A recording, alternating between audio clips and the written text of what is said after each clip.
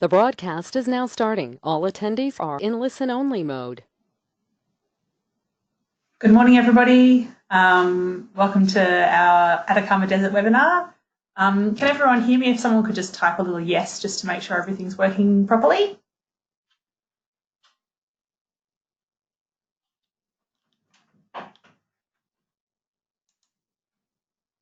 Fantastic, thank you. We'll just wait another couple of minutes until the last couple of people have a chance to sign in. I assume you can all see the screen as well.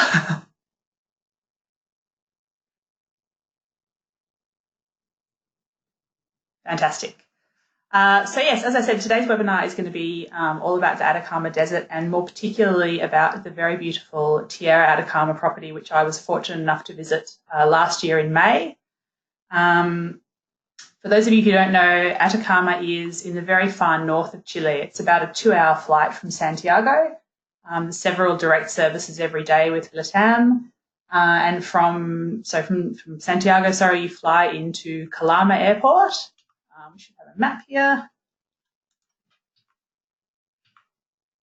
Yep, so from Santiago, we fly 2 hours north to Calama, and from Calama, it's around a 90-minute road transfer to San Pedro Atacama. It's a destination that really can be visited all year round. Ironically, the high season is actually not the best time to visit. The high season is November to February, mainly due to the Chilean and of course, South American summer holidays.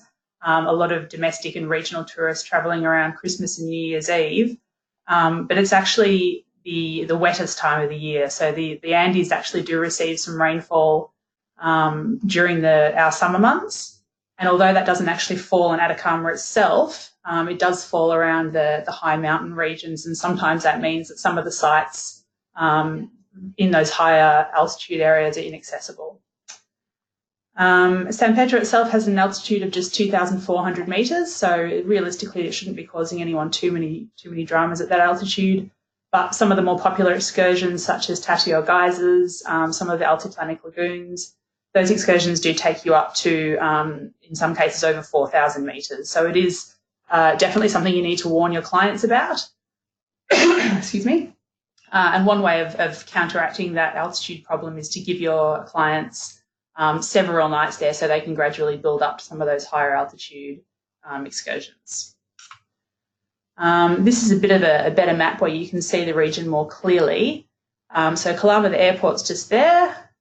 San Pedro itself is here, and that's actually in a little oasis. Although the Atacama Desert is the driest desert in the world, San Pedro is actually a very ancient oasis that does actually have some underground rivers and aqueducts, so there is more greenery there than people perhaps might expect. Being the driest desert on Earth, Atacama region only receives an average of about 15 mil per year in rainfall, and some places actually receive, well, a hell of a lot less than that at about 1 or 3 millimetres a year. And there are some weather stations in the Atacama region that have never actually recorded rainfall. The reason that Atacama is so dry is because it actually lies between two mountain ranges. You've got the Andes, obviously, down the right-hand side of the screen here that form the border with Bolivia and Argentina. And then there's also a lesser mountain chain just running down this side here, and that's the Chilean coastal range. Both of these mountain ranges are high enough that there can be no moisture advection at all. So this whole region that runs sort of down the centre there is the Atacama Desert region. So what is there to see and do? Being a desert, people often expect that it's very static in terms of the landscape. That's definitely not true. The Atacama region is really affected by a lot of different weather events, wind erosion, glacier movement and so on. You have some of the highest volcanoes in South America in this area, some really beautiful altiplanic lagoons that are fed by underground springs with lots of minerals and so on. So it's a really dynamic and really beautiful landscape. It's it's sort of a good destination for any type of traveller. We particularly recommend it for families, as long as they're aware that the children will have to undergo a slower period of acclimatisation. For honeymooners, it's absolutely fantastic. And even for older couples, the majority of our clients tend to be in their late 50s, early 60s into their 70s. There's no problem selling this destination for older travellers because there are many excursions that can be done that don't involve, a lot of hiking or biking. For those interested in adventure activities, there is definitely heaps to offer.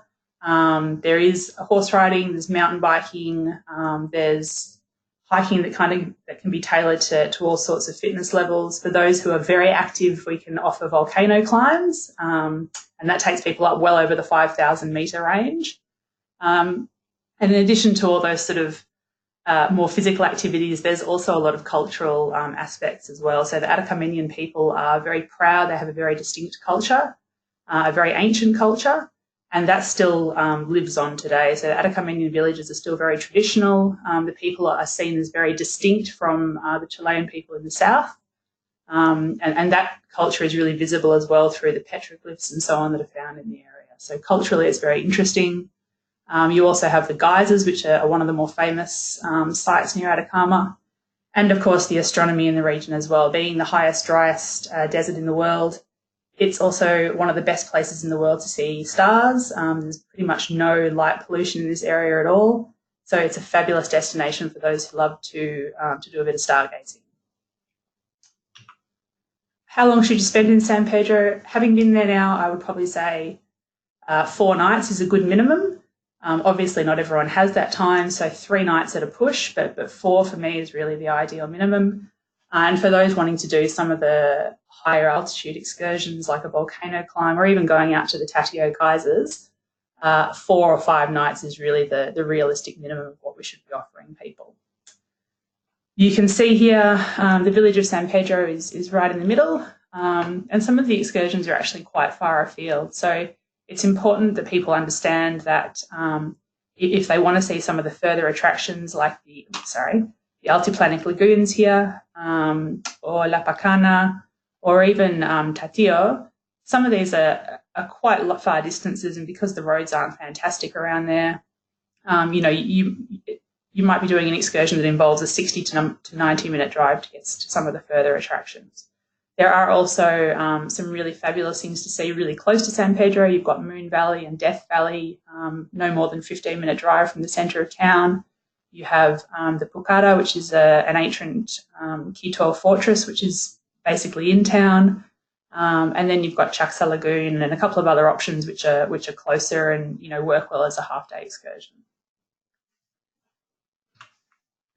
Some of the landscapes around, so this is taken in the centre of town. The whole of San Pedro is built using adobe brick, so it has a very unique and kind of special appearance. In the little villages and outposts near Atacama, you get some of these beautiful old kind of crumbling churches. Some of the more spectacular landscapes are the coloured lagoons, and these are coloured due to the minerals and the volcanic salts and so on. You've also got the geysers here, which are the ones I mentioned up above 4,000 metres. The amazing stargazing, and I'll talk more about that when we get to the actual Tierra property. But one of the nice things about the stargazing is that they often tie in Atacamanian mythology and cosmology with the stargazing activities that you do. So that's, again, culturally quite an interesting aspect to the excursions. This is the beautiful Moon Valley, so no more than 15 minutes outside of town. Fabulous hiking, beautiful views, really just utterly unique in landscape. I've been all over South America a couple of times, and last year was the first time I went to Atacama, and it absolutely blew me away. Just it's so stunning and so unlike anything else. It's really, very special. So Tierra Atacama is one of the maybe 4 or 5 all-inclusive lodges now operating in the Atacama region. Tierra has 2 other lodges, one in Patagonia and one in Chiloé in the Andean Lakes region. And I guess what makes Tierra really unique is their emphasis on kind of striking architecture, really luxurious accommodations, but they also manage to blend the hotel into the surrounding landscape as well. So my stay at Tierra was pretty amazing. They've got really gorgeous common areas, fantastic food, really good attention to detail. So you see in the outdoor areas here, views across to the volcano. Also in this outside area, they have sunken fire pits, which they light in the evening so you can go outside and chat with the other guests. Just really beautiful, but quite understated. It's about a 15-minute walk from the centre of San Pedro, and the hotel does offer shuttle services free of charge, so you just need to go to the front desk and arrange a time that you wish to be taken into town, and then they'll pick you up and transfer you back at the end of your afternoon or whatever. There's on-site services include, of course, amazing, fantastic 5-star food, a very nice bar with daily cocktail specials, and they also have a spa on site as well. So offering massage, facials, all the usual stuff. And it is worth, if you have guests who are interested in that kind of treatment, it is worth scheduling an extra half day or an extra day so they have time to do all the excursions that they wish to do, and also maybe have just half an hour or half a day, to put aside for a massage or a treatment. There are 32 rooms in Tierra, and they're divided between Oriente and Poniente rooms. This one here would be an Oriente room, and you can see there the little private terrace. These rooms face the volcano. The views are stunning. They're very generous in size, and they're cosy without being cluttered. They all the Tierra properties really focus on using local materials, so traditional Atacamanian weavings. You've got the vicuña animal skins here. So lots of really nice touches without being over the top. All the rooms have indoor and outdoor showers, which was quite cold when I was there, so I didn't use the outdoor one. But certainly a very spacious and lovely place to relax at the end of a day's excursion. Another really important factor to mention with Tierra is their commitment to sustainability. You'll see here it says 50% of the power. That's actually now 100% of their power is supplied by their solar panels, which is fabulous. And they also include initiatives like now using only glassed bottles of water rather than plastic. So they've reduced their plastic output by something like 10 or 15,000 bottles a year, which is unbelievable.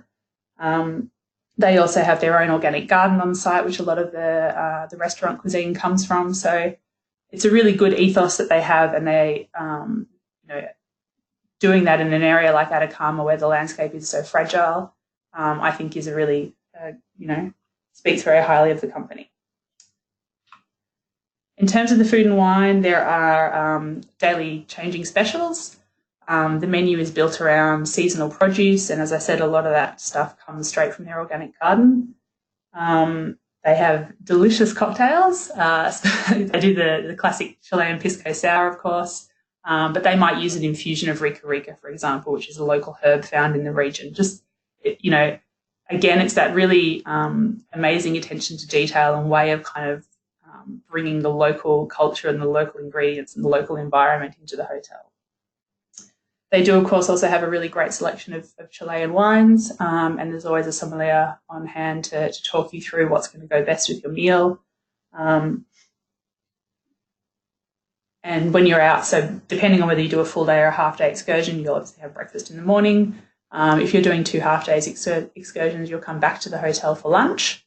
But otherwise, if you're on a full-day excursion, the hotel will provide a really excellent picnic lunch, and there's a full, tablecloth. It's a fabulous service that they do. The excursions, of course, are the most important part, in my view, of what you see and do in this region.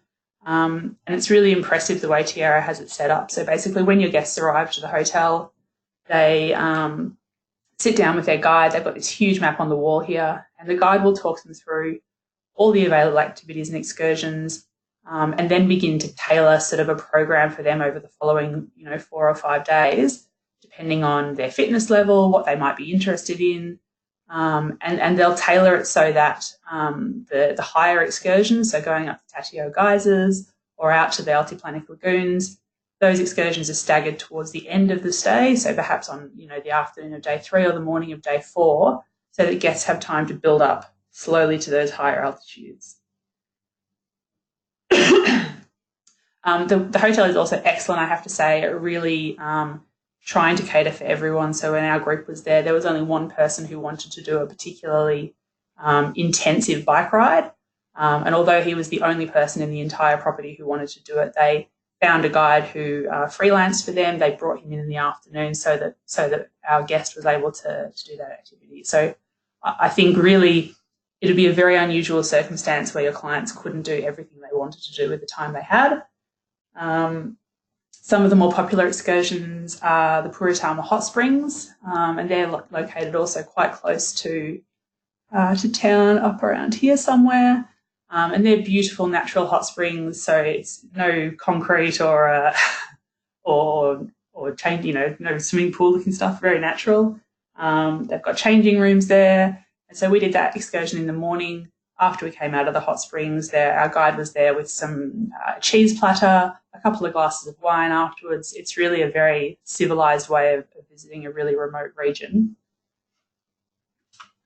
Here's just a couple of the excursions that they offer. As you can see, as I scroll through the list, there are a huge number of activities on offer. So as I say, 4 nights would really be the minimum that I think is worth staying for in order to get the best out of the property. In terms of maximising the time that your guests have, we always recommend flying from Santiago to Calama in the morning and then transferring down to San Pedro so that they're at the hotel in time for lunch, and they can even do an afternoon excursion that day. And then on the final day, we would recommend perhaps a late afternoon flight back to Santiago so they can wake up in the morning, do a half-day morning excursion, have a quick lunch back at the lodge or a packed lunch perhaps as they drive to the airport. But that way they're really getting a lot of bang for their buck, if you like, rather than arriving late on the first day and leaving early on the first morning. So as I said, the destination can really be sold to to a person of any age or fitness level. There's plenty of these scenic excursions where it's basically travel by vehicle and then only a very short distance of walking. As you can see here, the Puritama Hot Springs is only a 15-minute walk from the car park. Moon Valley is only a 40-minute walk, and that could realistically be tailored to your guests' fitness levels as well. These are some of the full day ones. So as you can see, transfer of 2 to 2.5 hours, that's round trip, but it is a long time in the car, so it is worth just mentioning that to people who want to do a number of those excursions that are further afield. This is a bit of an example of one of the picnic lunches that you have. So as I said, very civilised. They managed to knock together a pretty amazing lunch considering you're a million miles from anywhere. And very, it's just beautiful being out there in the middle of this amazing landscape with great food, lovely wine. It's fabulous. The Tierra actually has or uses an observatory about 5 or 10 minutes drive down the road. So they have a proper domed observatory with one of the huge professional telescopes. We did a night there and it was absolutely spectacular. They showed us Saturn. You could see the moon really clearly. I think they showed us Mars as well. So, and the guys there really, they talk about it in a way that makes it very accessible even to lay people, which I think is fantastic.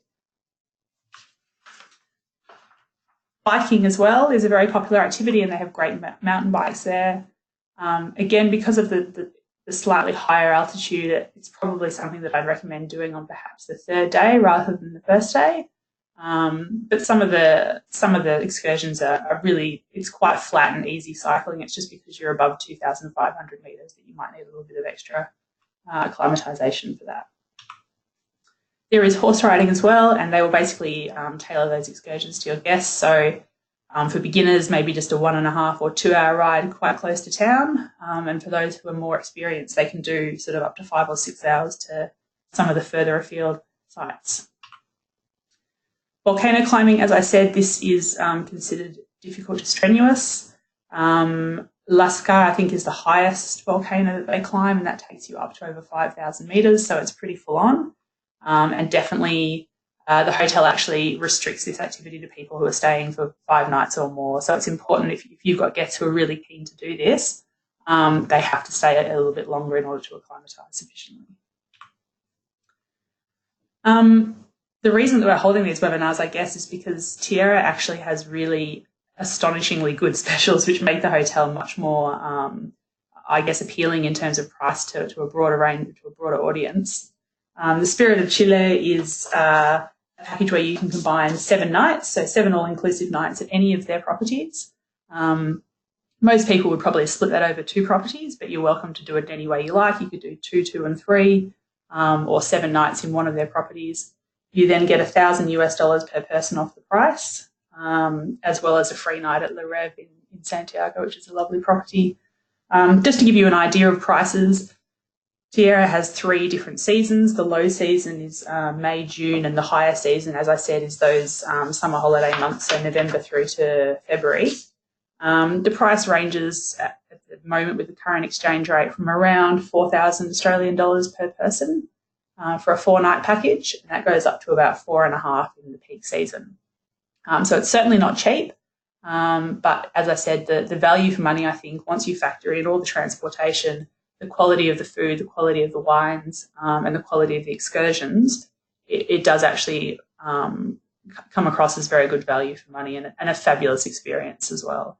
We will quite often, build together an itinerary with quite moderate hotels throughout and then do something like this at the end to splash out. And that's a really lovely way of giving people an amazing experience while still fitting it into their overall budget. The other package, which is definitely worth making a note of, is the Taste of Chile in Style. This one's on our website. This is with 10 all-inclusive nights, which we'd normally suggest you would do perhaps 3, 3 and 4 between Patagonia, Atacama and Chiloé. Alternatively, perhaps 5 and 5, Patagonia and Atacama being the 2 obvious ones, I guess. You get a discount off the rack rate. You get a free night in Santiago, and you also get a free night at La Postal in Santa Cruz. If you don't know this property, I highly recommend you Google it. It is absolutely mind-bogglingly beautiful. And just to give you an idea as well, that the value of this package with the free nights in Santa Cruz and Santiago works out to just over 13,000 Australian dollars per person at the current exchange. With a discount, you're saving over 3,500 per person on this package. So it's an amazingly good offer. It works out to what's that? Yeah, almost 33% off. And if you've got clients who like the finer things in life, I think this is a really good option for them. It's a fabulous way of experiencing the diversity of Chile in a very luxurious and beautiful way. To save over $3,500 per person on a product like this is fabulous. So that's the end of today's webinar. If any of you have any questions, please feel free to either type them in the box or you can also send us an email or give us a call. We're happy to talk you through any of those queries that you might have. The promotion is valid until May 2019. So you've got heaps of time to take advantage of this. The nights don't have to be consecutive, which is another fantastic thing to remember. So you can do Patagonia at the beginning, do the rest of your South America trip and finish with Atacama or however you want to do it. But I would highly recommend you make a note of that one and keep it in mind for some of your particular clients. Finally, we've got the question which you have to answer in order to go into the draw for the FAMIL. The reason I went to Atacama last year was actually with a group of agents who had won a place on the trip. So they had an amazing time coming up to Atacama with me and also checking out Santiago and the wine region. So it's worth either Googling or scrolling back through the webinar to find the answer. And if you can just send that through to Contours at Contours Travel, we will pop your name in. So thanks so much for attending, everybody. I hope I haven't gone over time. And as I said, let us know if you have any questions. Thanks again.